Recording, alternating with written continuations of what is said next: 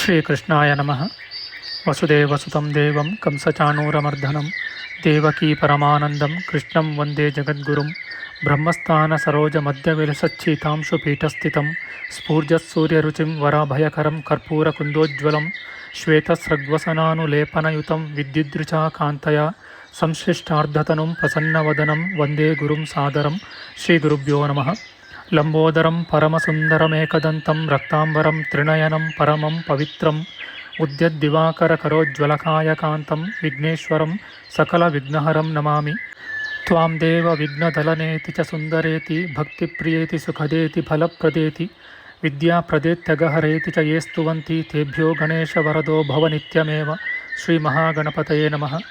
ಯಾ ಕುಂದೇಂದು ತುಷಾರಹಾರಧವಳಾ ಯಾ ಶುಭ್ರವಸ್ತ್ರಾವೃತಾ ಯಾ ವೀಣಾ ವರದಂಡಮಂಡಿತಕರ ಯಾ ಶ್ವೇತಪದ್ಮಾಸನ ಯಾ ಬ್ರಹ್ಮಾಚ್ಯುತಶಂಕರ ಪ್ರಭೃತಿಭಿರ್ದೇವೈ ಸದಾ ವಂದಿತಾ ಸಾ ಮಾಂ ಪಾತು ಸರಸ್ವತೀ ಭಗವತಿ ನಿಶೇಷಜಾಡ್ಯಾಪಃ. ಶ್ರೀ ಸರಸ್ವತ್ಯೇ ನಮಃ. ವೇದಾರ್ಥತತ್ವವಿಶದೀಕರಣೇನ ಪುಂಸಾಮುಚ್ಚೈರ್ಗತಿಂ ಜಗತಿ ಯೋ ದಯಯಾ ವಿಧಾತುಂ ರಮ್ಯಾಂ ಪುರಾಣಪದವೀಂ ಪ್ರಣಿನಾಯ ತಸ್ಮೈ ಲೋಕೇಶವೈಭವಪುಷೇ ಋಷಯೇ ನಮಸ್ತಾತ್. ತಸ್ಮೈ ವ್ಯಾಸಾಯ ಮುನಯೇ ಸರ್ವಜ್ಞಾಯ ಮಹರ್ಷಯೇ ಪರಾಶರ್ಯಾಯ ಶಾಂತಾಯ ನಮೋ ನಾರಾಯಣಾತ್ಮನೇ. ಶ್ರೀ ವ್ಯಾಸಾಯ ನಮಃ. ನಾರಾಯಣಂ ನಮಸ್ಕೃತ್ಯ ನರಂ ಚೈವ ನರೋತ್ತಮಂ ದೇವೀಂ ಸರಸ್ವತೀಂ ವ್ಯಾಸಂ ತತೋ ಜಯಮುದೀರಯೇತ್. ಕನಕರುಚಿದುಕೂಲಃ ಕುಂಡಲೋಲ್ಲಾಸಿಗಲ್ಲಃ ಶಮಿತಭುವನಭಾರಃ ಕೋಪಿ ಲೀಲಾವತಾರಃ ತ್ರಿಭುವನಸುಖಕಾರಿ ಶೇಷಶಾಯೀ ಮುಕುಂದೋ ಪರಿಕಲಿತರಮಾಂಗೋ ಮಂಗಲಂ ನಸ್ತನೋತು. ನಮಾಮಿ ಗೋವಿಂದಪದಾರವಿಂದಂ ಸದೇಂದಿರಾನಂದನಮುತ್ತಮಾಡ್ಯಂ ಜಗಜ್ಜನಾನಾಂ ಹೃದಯ ಸನ್ನಿವಿಷ್ಟಂ ಮಹಾಜನೈಕಾಯನಮುತ್ತಮೋತ್ತಮಂ. ನಮಸ್ತೆ ಚಕ್ರಹಸ್ತಾಯ ಶಾಂಗಹಸ್ತಾಯ ತೇ ನಮಃ. ನಂದಹಸ್ತಾಯ ತೇ ವಿಷ್ಣೋ ಶಂಖಹಸ್ತಾಯ ತೇ ನಮಃ. ಓಂ ನಮೋ ವಾಸುದೇವಾಯ ನಮಃ ಸಂಕರ್ಷಣಾಯ ಚ ಪ್ರದ್ಯುಮ್ನಾಯ ನಮಸ್ತುಭ್ಯಂ ಅನಿರುದ್ಧಾಯ ತೇ ನಮಃ. ಅನಾಕಾರೋ ಮಹೋಜಾಶ್ಚ ಯಶ್ಚಾದೃಷ್ಟಗತಿರ್ದಿವಿ ಜಗತ್ಪೂಜ್ಯೋ ಜಗತ್ಪ್ರಾಣಂ ತಂ ವಾಯುಂ ಪ್ರಣಮಾಮ್ಯಹಂ. ವಾಯುರೂಪಿ ಪರಮಾತ್ಮನೇ ನಮಃ. ಪ್ರಿಯ ಬಾಂಧವರೇ, ನಮ್ಮ ಈ ಶ್ರೀ ಲಾಲಿಕೃಷ್ಣ ಚಾನಲ್ಗೆ ಸ್ವಾಗತ. ಇಂದಿನ ವಿಡಿಯೋದಲ್ಲಿ ನಾವು ಶ್ರೀಮದ್ ವಾಯು ಮಹಾಪುರಾಣದ ಪ್ರಥಮ ಖಂಡದ 54ನೆಯ ಅಧ್ಯಾಯದ ಪೂರ್ವಾಂಶದ ವಿಚಾರ ಮಾಡೋಣ. ಈ ಅಧ್ಯಾಯದಲ್ಲಿ ನೀಲಕಂಠ ಸ್ತೋತ್ರ, ಸಮುದ್ರ ಮಥನ, ವಿಷೋತ್ಪತ್ತಿ, ದೇವತೆಗಳ ಕೈಲಾಸಗಮನ, ಈಶ್ವರನ ವಿಷಪಾನ, ಅದರಿಂದಾದ ನೀಲಕಂಠತೆ ಮತ್ತು ಈಶ್ವರ ಸ್ತೋತ್ರದ ವಿಚಾರ ಮಾಡೋಣ. ಶ್ರೀಕೃಷ್ಣಾಯ ನಮಃ. ನೈಮಿಷಾರಣ್ಯವಾಸಿಗಳಾದ ಮುನಿಗಳು ಸೂತ ಮುನಿಗಳನ್ನು ಕುರಿತು ಕೇಳುತ್ತಾರೆ.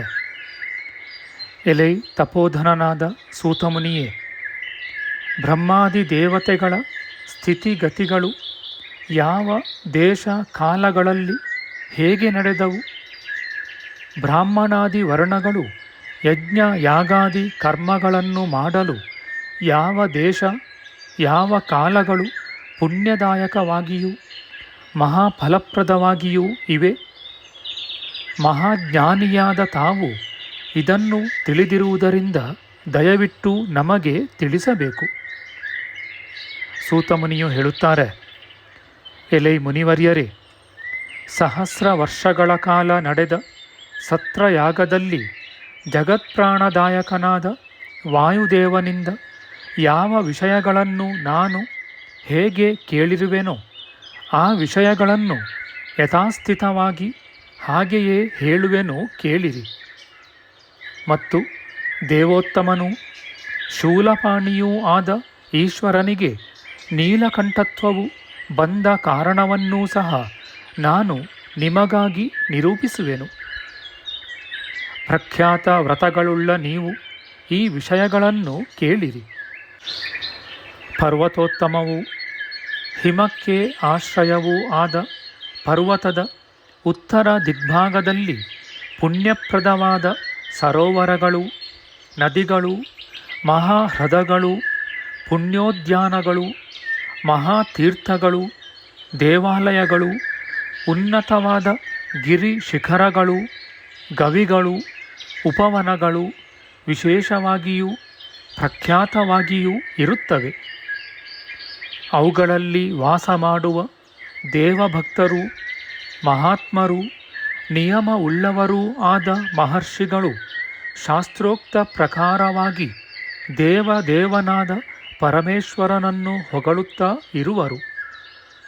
ಇದನ್ನು ನಿಮಗಾಗಿ ತಿಳಿಸುವೆನು. ಆ ಮುನಿಗಳು ಋಗ್ಯಜು ಸಾಮಗಳೆಂಬ ವೇದಗಳಿಂದಲೂ ಪ್ರಣವದಿಂದಲೂ ಹೊಗಳಿ ನೃತ್ಯ, ಗೀತ, ಅರ್ಚನ, ವಂದನ ಇವುಗಳಿಂದಲೂ ಈಶ್ವರನನ್ನು ಯಾವಾಗಲೂ ಸೇವಿಸುತ್ತಾರೆ. ಜ್ಯೋತಿರ್ಮಂಡಲವು ಸಂಚರಿಸುತ್ತಿರುವಾಗ ಸೂರ್ಯನು ಆಕಾಶದ ಮಧ್ಯಭಾಗವನ್ನು ಹೊಂದುವನು. ಆಗ ಸಮಸ್ತರಾದ ದೇವತೆಗಳು ಸಮಾಧಾನ ಚಿತ್ತದಿಂದ ಈಶ್ವರನ ಕಥೆಯನ್ನು ಕೇಳುತ್ತಿದ್ದರು. ಅಂತಹ ಸಮಯದಲ್ಲಿ ವಾಯುದೇವ, ಶೇಷದೇವಾದಿಗಳು ಈಶ್ವರನನ್ನು ಹೊಗಳುತ್ತಿದ್ದರು. ವಾಯುದೇವನು ನೀಲಕಂಠನಿಗೆ ನಮಸ್ಕಾರವೆಂಬುದಾಗಿ ಹೇಳಿದನು.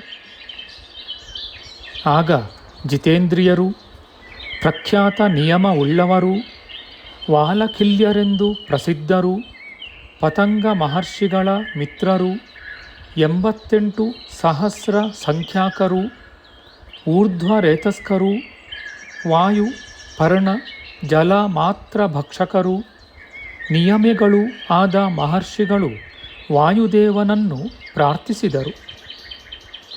ಮಹರ್ಷಿಗಳು ಹೇಳುತ್ತಾರೆ, ವಾಯುತ್ತಮನಾದ ಎಲೈ ವಾಯುದೇವನೇ, ನೀನು ಹೇಳಿದಂಥ ನೀಲಕಂಠವೆಂಬ ನಾಮವು ಅತ್ಯಂತ ರಹಸ್ಯವಾಗಿಯೂ ಪವಿತ್ರರಾದವರಿಗೆ ಪವಿತ್ರದಾಯಕವಾಗಿಯೂ ಪುಣ್ಯಾತ್ಮರಿಗೆ ವರರೂಪವಾಗಿಯೂ ಇರುತ್ತದೆ. ಎಲೈ ವಾಯುದೇವನೇ, ನಿನ್ನ ಅನುಗ್ರಹದಿಂದ ನಾವು ಅದನ್ನು ಕೇಳಬೇಕೆಂದು ಬಯಸುತ್ತೇವೆ. ಪಾರ್ವತೀಪತಿಯಾದ ಮಹೇಶ್ವರನ ಕಂಠವು ಯಾವ ಕಾರಣದಿಂದ ಕಪ್ಪಾಗಿರುವುದು? ಅದನ್ನು ನಾವು ನಿನ್ನ ಮುಖದಿಂದಲೇ ವಿಶೇಷವಾಗಿ ಕೇಳಲು ಇಚ್ಛಿಸುತ್ತೇವೆ. ನೀನು ಯಾವ ಯಾವ ಸಂಗತಿಗಳನ್ನು ಹೇಳುತ್ತೀಯೋ ಅವೆಲ್ಲವೂ ನಿಜವಾಗಿಯೂ ಇರುತ್ತವೆ. ಆದುದರಿಂದ ನಿರೂಪಿಸಬೇಕೆಂದು ಬೇಡಿಕೊಂಡರು.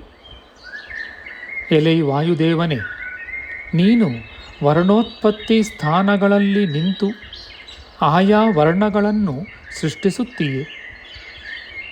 ನಿನ್ನ ಪ್ರೇರಣೆಯಿಂದಲೇ ಸಕಲ ವರ್ಣಗಳೂ ಉಚ್ಚರಿಸಲ್ಪಡುತ್ತವೆ ಮತ್ತು ಜ್ಞಾನಪೂರ್ವಕವಾದ ಉತ್ಸಾಹವೂ ಸಹ ನಿನ್ನಿಂದಲೇ ಉಂಟಾಗುತ್ತದೆ ಎಂದರು.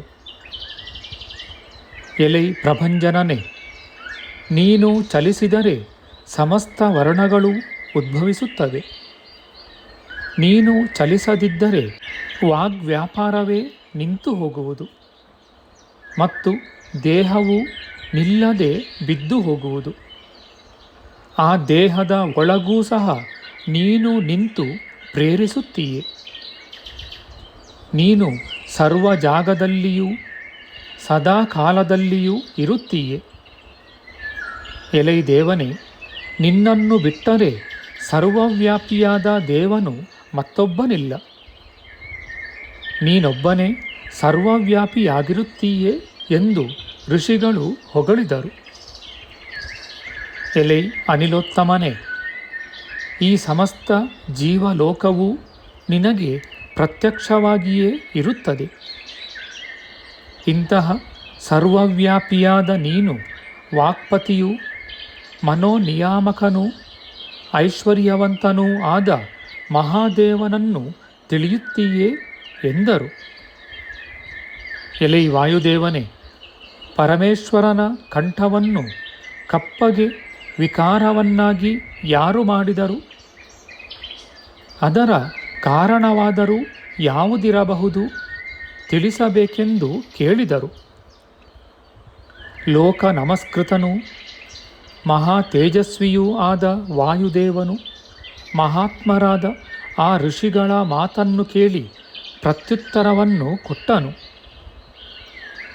ವಾಯುದೇವನು ಹೇಳುತ್ತಾನೆ, ಎಲೈ ಮುನಿವರ್ಯರೇ, ಕೃತಯುಗದ ಪೂರ್ವಭಾಗದಲ್ಲಿ ಬ್ರಹ್ಮದೇವನ ಮಾನಸಪುತ್ರನೂ ಧರ್ಮಾತ್ಮನೂ ವೇದಾರ್ಥ ನಿರ್ಣಾಯಕನೂ ವಿಪ್ರೋತ್ತಮನೂ ಆದ ವಸಿಷ್ಠ ಮುನಿಯು ಮಯೂರವಾಹನನು ಮಹಿಷಾಸುರನನ್ನು ಸಂಹರಿಸಿ ಅವರ ಸ್ತ್ರೀಯರ ನೇತ್ರಗಳಲ್ಲಿ ಜಲವನ್ನುಂಟು ಮಾಡಿ ಕಾಡಿಗೆಯನ್ನು ಅಳಿಸಿ ಹೋಗುವಂತೆ ಮಾಡಿದವನು, ಮಹಾಸೇನಾಪತಿಯು ಮಹಾತ್ಮನು, ಮೇಘದಂತೆ ಗಂಭೀರ ಧ್ವನಿಯುಳ್ಳವನು, ಉಮಾದೇವಿಗೆ ಸಂತೋಷವನ್ನು ಉಂಟು ಮಾಡುವುದಕ್ಕಾಗಿ ಕಪಟವಾದ ಬಾಲರೂಪವನ್ನು ಧರಿಸಿದವನು, ಕ್ರೌಂಚಾಸುರ ನಾಶಕನು, ಪಾರ್ವತಿಗೆ ಆನಂದಜನಕನು, ಮಹಾಬಲಿಷ್ಠನೂ ಆದ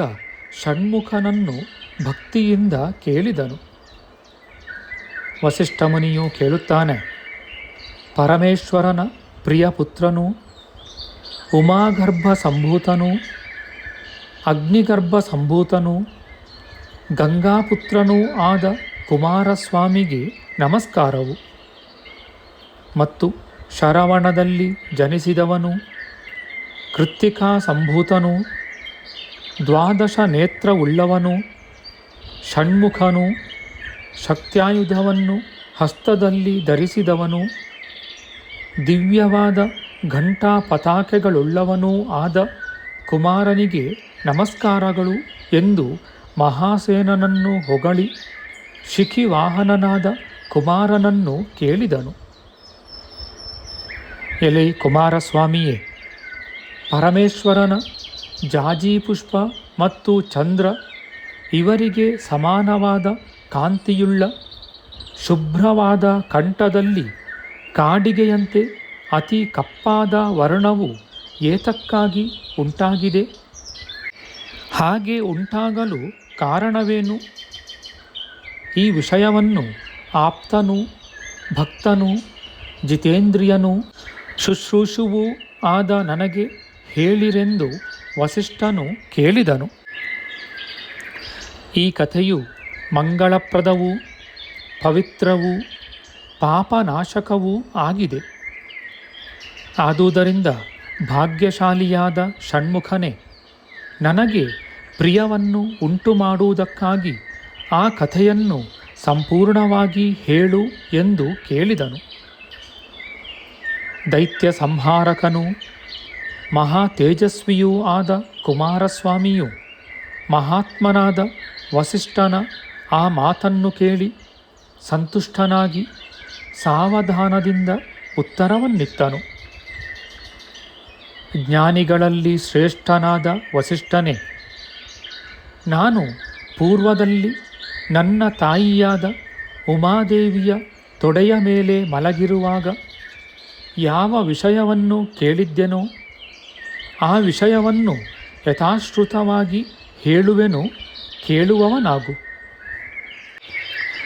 ಎಲೆ ಮುನಿವರ್ಯನೇ, ಮಹಾನುಭಾವನಾದ ಈಶ್ವರನಿಗೂ ನನ್ನ ತಾಯಿಯಾದ ಪಾರ್ವತೀದೇವಿಗೂ ನಡೆದ ಸಂವಾದವನ್ನು ಯಥಾಶ್ರುತವಾಗಿ ನಿನ್ನ ಪ್ರೀತಿಗೋಸ್ಕರ ಹೇಳುವೆನು, ಕೇಳಿ.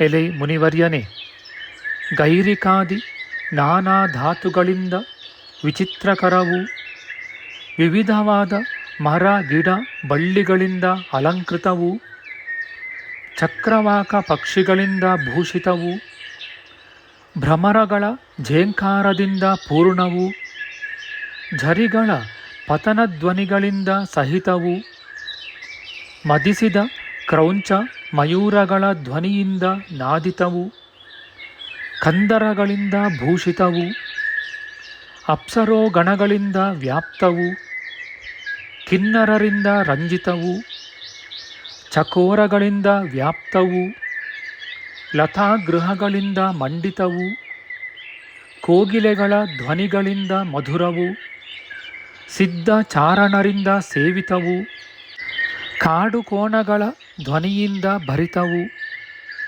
ಮೇಘಧ್ವನಿಯಿಂದ ಪೂರ್ಣವೂ ವಿನಾಯಕನ ಭಯದಿಂದ ಖಿನ್ನವೂ ಪೊದೆಗಳಿಂದ ಸಹಿತವಾದ ಗವಿಗಳಿಂದ ಸಹಿತವೂ ಆದ ಕೈಲಾಸಗಿರಿಯು ಶೋಭಿಸುತ್ತದೆ. ಮತ್ತು ವೀಣಾ ಮೃದಂಗಾದಿ ವಾದ್ಯಗಳ ಧ್ವನಿಯಿಂದ ಶ್ರೋತ್ರೇಂದ್ರಿಯಕ್ಕೆ ಆಹ್ಲಾದಕರವೂ, ಉಯ್ಯಾಲೆ ಮೊದಲಾದವುಗಳಿಂದ ಭೂಷಿತವೂ, ಸ್ತ್ರೀಯರ ಸಂಘದಿಂದ ಸೇವಿತವೂ, ಧ್ವಜ ಪತಾಕೆಗಳಿಂದ ಅಲಂಕೃತವೂ, ತೂಗುವ ತೊಟ್ಟಿಲುಗಳ ಘಂಟಾರವದಿಂದ ನಾದಿತವೂ, ಹಾಡುಗಾರಿಕೆ ಮರ್ದಲ ಮೃದಂಗಾದಿ ಧ್ವನಿಗಳಿಂದ ಮನೋಹರವೂ, ಬಲಿಷ್ಠರ ಹೊಡೆತದಿಂದ ಯುಕ್ತವೂ ಆಗಿತ್ತು. ಆ ಕೈಲಾಸಗಿರಿಯಲ್ಲಿರುವ ಕ್ರೀಡಾ ಮಂದಿರಗಳು ನಾನಾ ವಿಧ ವಾದ್ಯ ಘೋಷಣಗಳಿಂದ ಪೂರ್ಣವಾಗಿಯೂ, ಕ್ರೀಡಾಸಕ್ತರಾದ ಜನಗಳ ಧ್ವನಿಗಳಿಂದ ಸಹಿತವಾಗಿಯೂ ಅಲಂಕೃತವಾಗಿಯೂ ಇವೆ. ನಮ್ಮ ಮುಂದಿನ ವಿಡಿಯೋದಲ್ಲಿ ನಾವು ಶ್ರೀಮದ್ ವಾಯು ಮಹಾಪುರಾಣದ ಪ್ರಥಮ ಖಂಡದ 54ನೆಯ ಅಧ್ಯಾಯದ ಮಧ್ಯಮಾಂಶದ ವಿಚಾರ ಮಾಡೋಣ. ಆಧ್ಯಾತ್ಮಿಕ ಚರ್ಚೆ ಮತ್ತು ವಿಚಾರ ವಿನಿಮಯಕ್ಕಾಗಿ ಶುರು ಮಾಡಿದ ಈ ಚಾನಲ್ನಲ್ಲಿ ನಾವು ಅಪ್ಲೋಡ್ ಮಾಡುವ ಎಲ್ಲ ವಿಡಿಯೋಗಳನ್ನು ಸಂಪೂರ್ಣವಾಗಿ ನೋಡಿ ನಿಮ್ಮ ಸಲಹೆಗಳನ್ನು ಕಮೆಂಟ್ ಬಾಕ್ಸ್ನಲ್ಲಿ ಬರೆಯಿರಿ. ಈ ಚಾನಲ್ಗೆ ಸಬ್ಸ್ಕ್ರೈಬ್ ಮಾಡಿ ಹಾಗೂ ಬೆಲ್ ಬಟನ್ ಒತ್ತಿ ನಾವು ಹಾಕುವ ಎಲ್ಲ ವಿಡಿಯೋಗಳನ್ನು ನೋಡಿ ಪ್ರೋತ್ಸಾಹಿಸಿ. ಕೃಷ್ಣಂ ನಾರಾಯಣಂ ವಂದೇ ಕೃಷ್ಣಂ ವಂದೇ ವ್ರಜಪ್ರಿಯಂ ಕೃಷ್ಣಂ ದ್ವೈಪಾಯನಂ ವಂದೇ ಕೃಷ್ಣಂ ವಂದೇ ಪೃಥಾಸುತಂ. ಶ್ರೀಕೃಷ್ಣಾಯ ನಮಃ.